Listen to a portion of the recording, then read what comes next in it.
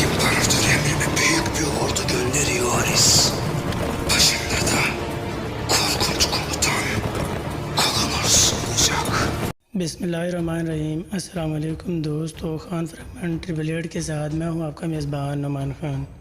दोस्तों, कुरलूश उस्मान की एपिसोड 50 बहुत ही दिलचस्प रही और रेटिंग के एतबार से भी ठीक ही थी।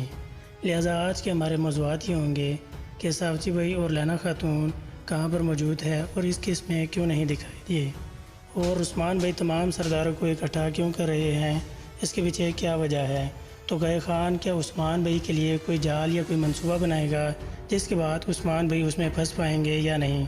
इस सीरीज़ में अब और कोई नए किरदार शामिल होने वाले हैं और वो कौन से किरदार हो सकते हैं, और आखिर में हम बात करेंगे कि मालन खातून को उस्मान भाई कैसे बचाएंगे।